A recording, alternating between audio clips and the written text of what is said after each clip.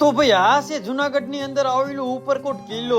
તો રામ રામ ને જય શ્રી રામ ડાયરા ને. તો આજ આપડે આયા જુનાગઢ ની અંદર ઉપરકોટ કિલ્લા ની અંદર અને અંદર હજુ આપડે ગયરા નહીં, બહાર થી ને તમે એક ખેલા નજારો જોવો. અને હાલમાં ચોમાની ઋતુ હાલે છે અને આ છે આ કિલ્લાના ઝરૂખા. અને આ જુઓ તો તમે ભાઈ ઉપરકોટ કિલ્લાનો પૂરેપૂરો નકશો. અને હવે જવાનું है આપણે ઉપરકોટ કિલ્લા ની અંદર.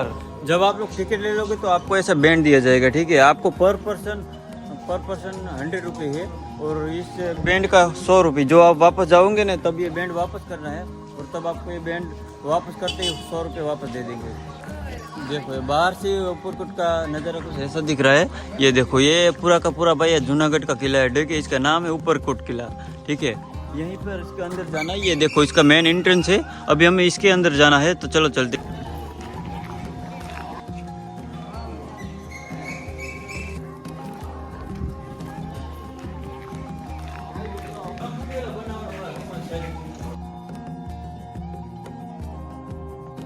તો ભાઈ અત્યારે આવી ગયા આપણે ઉપરકોટ કિલ્લાની અંદર અને અહીંયા સામે તમને દેખાડું ને તો આ કિલ્લાનો સાચો જૂનો દરવાજો. દેખાવામાં તો આ દરવાજો ઘણો જૂનો હોય એવું લાગે, પણ કિલ્લાનો સાચો દરવાજો તો આ જ હશે. એની સાઈડમાં જુઓ ને તો ભાઈ આ કારીગરી દેખાડે. હવે આ હું ઈ તો ખબર નહીં, પણ આ કિલ્લાની કારીગરી એવું લાગે. અત્યારે આપણા કિલ્લાની ઉપરની સાઈડ અહીંથી તમે કિલ્લાની દિવારોમાં જુઓ ને તો આવી ઠેર જગ્યાએ એને આવી બારીઓ છે. આ બારીઓની અંદરથી આપણે બીજી સાઈડ તો જોવી, પણ મને નહીં લાગતું કે હેઠેથી આમાં ક્લિયર દેખાય. આપણે હવે દેખાવામાં તો આપણને એવું લાગે કે આ બારીઓ સૈનિકો માટે રાખવામાં આવી, કારણ કે અહીંથી સૈનિકો ફાયરિંગ કરીએ કે પણ હેઠેથી ઉપર દેખાય નહીં ક્લિયર. અને ઉપરકોટ કિલ્લાની અંદર આવવાનું અહીં તો તમને ચાલવાની હિંમત ન હોય તો તમને સાયકલ પણ ભાડે મળી જશે.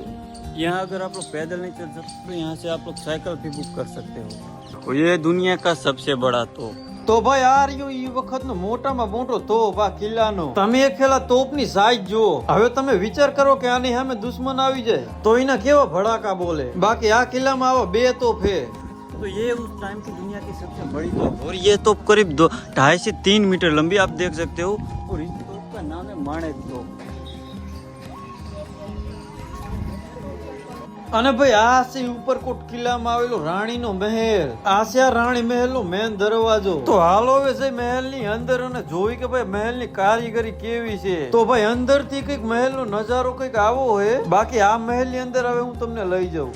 तो ये है राण की देवी महल। अभी हम राण की देवी महल के अंदर है और अभी ये देखो इच्छे से नीचे से आपके झुक के जाना है, ठीक है। यहाँ से आपको झुक के अंदर जाना है और ये देखो ये कारीगरी देखो भाई उस टाइम के। भाई ये है राण की देवी महल।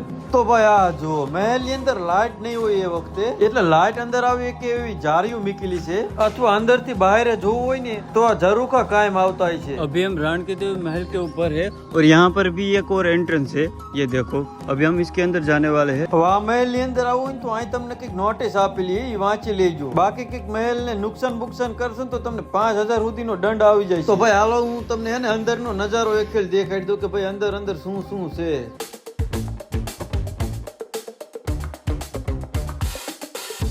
આ જુઓ ભાઈ, આ છે અડી કડી વાવ. એક વાવ અહીંયા છે અને એક આથી આગળ છે. તો હવે આપણે અહીં નવગણ કુવાની અંદર અને આ જુઓ ને તો ભાઈ અત્યારે આપણે અંદર જઈ કુવાની અંદર અને અંદરની સાઈડ કુવાનું વાતાવરણ જુઓ ભાઈ, એકદમ ડરાવનું હો. અને નથી અહીંયા લાઈટ.